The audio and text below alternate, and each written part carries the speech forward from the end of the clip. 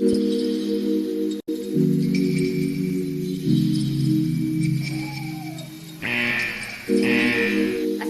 warahmatullahi wabarakatuh. Halo guys, perkenalkan nama saya Jaki Tunisa. Saya mahasiswi Universitas Pamulang, Fakultas Ekonomi jurusan Akuntansi. Di sini saya akan mereview materi perekonomian Indonesia di 5 masa. Yang pertama yaitu masa Orde Lama, yang kedua Orde Baru, yang ketiga transisi, yang keempat reformasi, dan yang kelima masa dikala pandemi COVID-19 seperti sekarang ini. Namun di sini saya tidak sendirian, saya ditemani oleh dua rekan saya. Yang pertama yaitu Saudara Agi Saputra, yang kedua Saudari Indah Lestari. Nah, sebelum kalian lanjut untuk menonton atau memahami materi nanti yang akan kami sampaikan, baiknya kalian komen, like, dan subscribe video ini. Baik, langsung saja ke pemateri pertama. Silakan. Ini saya akan membahas mengenai perekonomian Indonesia pada masa Orde Lama. Nah, pada masa Orde Lama itu, perekonomian kita itu berada di bawah tangan pimpinan Insinyur Soekarno dengan sistem ekonomi yang tertutup. Nah, pada masa ini keadaan ekonomi kita itu sangat buruk. Mengapa demikian? Karena disebabkan hancurnya infrastruktur baik fisik maupun non fisik selama pendudukan Jepang gitu. Selanjutnya pada masa ini perekonomian kita dibagi menjadi 3 masa. Yang pertama itu masa pasca kemerdekaan, yaitu pada tahun 1945 sampai tahun 1950, sekitar 5 tahun berjalan masa ini. Namun apa yang terjadi pada masa ini? Pada masa ini perekonomian kita masih sangat buruk karena tingkat inflasi yang tinggi yang disebabkan oleh beredarnya lebih dari satu mata uang. Nah, lalu pemerintah pada bulan Oktober tahun 1946 mengeluarkan Ori, yaitu uang Indonesia, sebagai pengganti mata uang Jepang yang sebelumnya digunakan di Indonesia. Selanjutnya itu pada demokrasi liberal ini berlangsung pada tahun 1950 sampai 1957, sekitar 3 tahun. Nah, demokrasi liberal ini pada masa ini perekonomian kita masih buruk juga karena daya saing masyarakatnya, terutama para pengusaha, itu masih kalah jauh dengan pengusaha-pengusaha yang datang dari luar atau usaha asing non pribumi. Selanjutnya itu pada masa demokrasi terpimpin. Nah, pada masa ini awal mulanya itu disambut baik oleh Bung Hatta itu. Namun sering berjalannya waktu ternyata berubah menjadi ekonomi yang komando, yang statistik atau serba negara. Pada tahun 1959 sampai 1966, laju inflasi perekonomian kita itu sangat cepat dan merajalela itu kan. Karena apa? Karena pada masa ini politik dijadikan panglima dan pembangunan disubordinasikan pada penggunaan politik, serta tingkat keamanan yang masih belum stabil pada masa ini karena masih seringnya terjadi agresi Belanda pada tahun 1947, 48, serta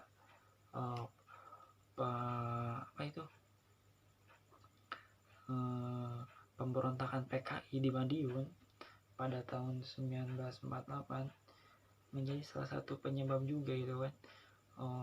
Berbagai macam kebijakan pemerintah tidak dapat dijalankan secara maksimal atau secara berkesinambungan gitu, karena pada masa ini banyak biaya yang dihabiskan untuk pembiayaan tentara untuk menjaga kestabilan negara, yaitu melawan agresi Belanda gitu kan. Contohnya apa dari program atau kebijakan pemerintah yang tidak dapat terlaksanakan pada periode ini gitu kan, pada masa Orde Lama ini, itu salah satunya pembangunan 8 tahun atau yang dikenal dengan pembangunan nasional semesta. Untuk yang berikutnya itu pada masa Orde Baru. Nah, pada masa ini apa sih yang difokuskan pemerintah gitu? pada masa ini pemerintah Soeharto yang pada saat itu memegang kendali negara ini gitu kan, sebagai orang tertinggi di negara ini, dia lebih fokus kepada peningkatan kesejahteraan masyarakat lewat pembangunan ekonomi dan sosial tanah air programnya gitu. Lalu apa tujuannya? Tujuannya tidak lain dan tidak bukan hanya yaitu untuk meningkatkan kesejahteraan masyarakat melalui proses industrialisasi dalam skala besar gitu. Jadi pada masa ini tuh industrialisasi itu gencar-gencarnya dilakukan gitu. Pembangunan industri, penanaman modal asing, investor-investor itu diundang untuk berinvestasi di negara kita. Nah, pada periode ini juga dikenal sebagai periode stabilitas dan rehabilitasi sesuai dengan masalah yang dihadapinya pada masa ini, peninggalan masa sebelumnya yaitu orde lama maksud saya. Apa saja masalah yang dihadapinya? Yang pertama yaitu meningkatnya inflasi mencapai angka 650%. Wow, ini angka yang fantastis. Serta turunnya produksi nasional selama di semua sektor itu selama masa itu kan. Lalu yang ketiga itu adanya dualisme pengawas dan pembinaan perbankan. Nah, ini menjadi masalah pokok yang dihadapi pada masa Orde Baru. Lalu bagaimana dengan pemerintah? Ya, pemerintah dipaksa mencari solusi atas masalah tersebut. Apa yang dikeluarkan pemerintah? Yaitu sesuai dengan TAP MPRS nomor XX I3 MPRS tahun 1966 tentang pembaharuan kebijaksanaan landasan ekonomi keuangan pembangunan pada tanggal 5 Juli tahun 1966. Lalu apa prioritasnya pada masa ini? Yaitu yang pertama itu program rehabilitasi dan stabilisasi gitu kan. Pada masa ini yang menjadi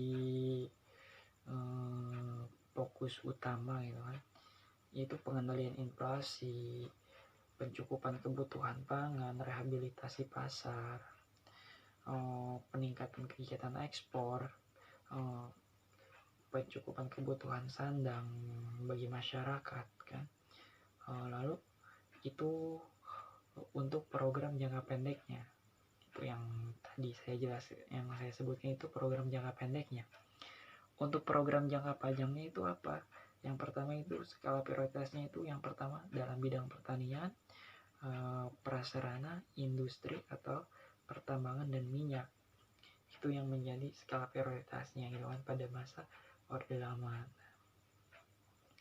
Apa hasil dari itu semua? Nah, hasilnya pada tahun 1984 Indonesia berhasil swasembada beras, penurunan angka kemiskinan yang cukup baik dan penurunannya. Selanjutnya itu perbaikan indikator rakyat seperti angka partisipasi pendidikan dan penurunnya angka kematian bayi. Berarti dari sini dapat dilihat bahwa kesejahteraan mulai meningkat gitu kan pada masa itu. Serta apalagi industrialisasi yang sangat meningkat pesat gitu kan, sesuai dengan tujuan utamanya gitu kan dari presiden kita. Lalu apalagi yang berhasil dicapai pada masa ini? Yaitu menggalakkan preventive checks untuk jumlah kelahiran melalui KB. Nah, jadi awal mula KB itu lahir pada tahun ini, pada masa ini kan, pada masa Jenderal Soeharto memimpin. Nah, untuk selanjutnya saya akan menjelaskan tentang tragedi yang terjadi pada masa Orde Baru ini apa sih, yang mungkin masih teringat sampai saat ini gitu kan. Yaitu apa? Yaitu terjadi krisis moneter pada tahun 1998 gitu kan, setahun setelah saya lahir. Memang krisis ini dimulai pada tahun 1997 pada bulan Juli gitu. Dimulai pada bulan Juli yang diawali dari jatuhnya mata uang Thailand baht gitu, karena hutang beliau yaitu Thailand pada masa itu sangat menggunung banyak gitu kan. Dimana krisis moneter ini menyebabkan kericuhan di mana-mana, terutama itu yang paling besar itu terjadi di Jakarta, Medan, dan Surakarta. Nah, pada tahun 1998 itu banyak toko-toko yang dibakar, yang dijarah oleh demonstran karena marah kepada kepada Jenderal Soeharto pada saat itu kan, dan memaksa turun Jenderal Soeharto. Ya apa sih yang paling berkesan, bukan berkesan, yang paling diingat sama mereka, yang paling saya ingat pada masa itu dalam tragedi krisis moneter itu pada tahun 1998 itu penembakan mahasiswa Universitas Trisakti itu, serta banyaknya orang yang hilang pada masa itu, entah kemana, entah diasingkan atau kemana lah. Pokoknya pada masa itu kericuhan benar-benar terjadi, sangat-sangat parah masa itu. Serta turunlah Jenderal Soeharto pada masa itu untuk menenangkan masa gitu.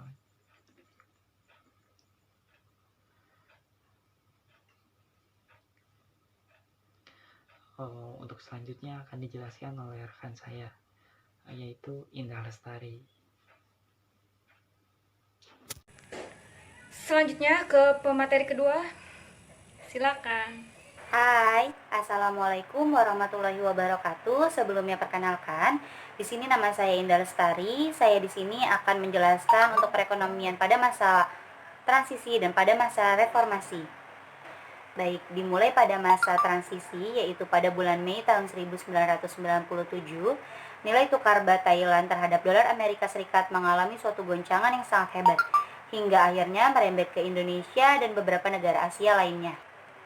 Kondisi perekonomian Indonesia pada masa transisi reformasi, yaitu tahun 1997 hingga tahun 1999, mengalami berbagai kondisi perekonomian, seperti krisis keuangan di Asia, pencabutan izin usaha, yaitu 16 bank swasta yang dinilai sangat tidak sehat, nilai rupiah semakin merosot, kepercayaan masyarakat dalam dan luar negeri terhadap kinerja ekonomi semakin merosot, pengeluaran pemerintah dikurangi, seperti pengeluaran subsidi, dan lain-lain.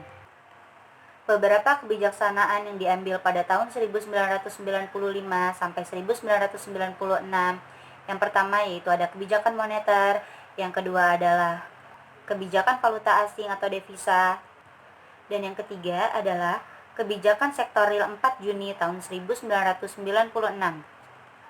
Beberapa faktor menjadi penyebab terjadinya krisis ekonomi di Asia. Yang pertama adanya faktor internal dan adanya faktor eksternal.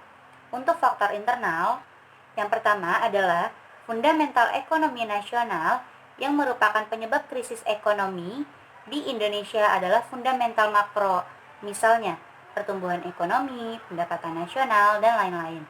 Yang kedua, dilihat dari fundamental ekonomi makro, bukan hanya sektor moneter, tapi juga sektor real, dan yang mempunyai kontribusi Indonesia akhirnya juga digoncang oleh pelarian dolar Amerika Serikat.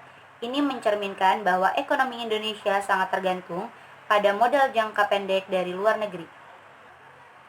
Untuk perekonomian Indonesia pada masa reformasi, Orde Reformasi dimulai saat kepemimpinan Presiden B.J. Habibie. Namun, belum terjadi peningkatan ekonomi yang cukup signifikan dikarenakan masih adanya persoalan-persoalan fundamental yang ditinggalkan pada masa Orde Baru sampai pada masa kepemimpinan Presiden Abdurrahman Wahid, Megawati Soekarno Putri, hingga masa kepemimpinan SBY, masih ada masalah-masalah yang diwariskan dari masa Orde Baru yang belum dapat diselesaikan secara menyeluruh. Bisa dilihat dengan banyaknya KKN, yaitu Komisi Kolusi dan Nepotisme, inflasi, pemulihan ekonomi, kinerja BUMN, dan melemahnya nilai tukar rupiah yang ada di Indonesia. Baik, selanjutnya akan dilanjutkan oleh rekan saya, yaitu Zakia Tunisa. Terima kasih.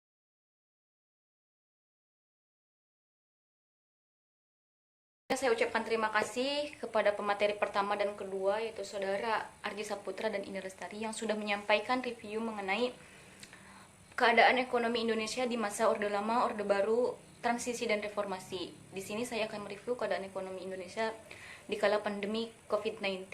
Menurut IMF atau Dana Moneter Internasional telah memprediksi bahwa keadaan ekonomi global itu akan mengalami kontraksi. Dan mereka juga berpendapat bahwa akan ada 4 sektor yang paling tertekan akibat wabah virus corona ini atau COVID-19, yaitu yang pertama rumah tangga, kedua UMKM, yang ketiga korporasi, dan yang keempat sektor keuangan. Pertumbuhan ekonomi pun akan mengalami keterlambatan. Nah, pihak yang terkena dampak ini adalah sektor rumah tangga yang paling terpuruk ya, yaitu penurunan cukup besar dari sisi konsumsi. Serta sektor rumah tangga juga akan mengalami tekanan dari sisi konsumsi karena masyarakat sudah tidak beraktivitas di luar rumah, sehingga daya beli pun menurun.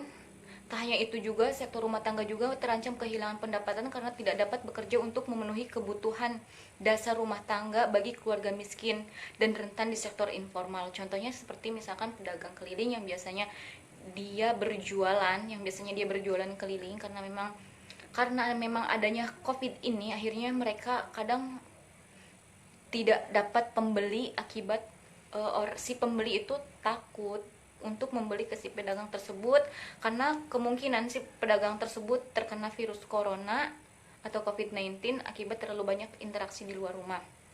Nah, sektor usaha mikro juga ini akan terpengaruh karena mengalami tekanan akibat dampak melakukan kegiatan usaha, sehingga kemampuan untuk memenuhi kewajiban kredit terganggu. Oleh sebab itu, ia menurunkan non-performing loan atau NPL perbankan untuk UMKM turut berpotensi meningkatkan signifikan, sehingga berpotensi semakin memperburuk kondisi perekonomian.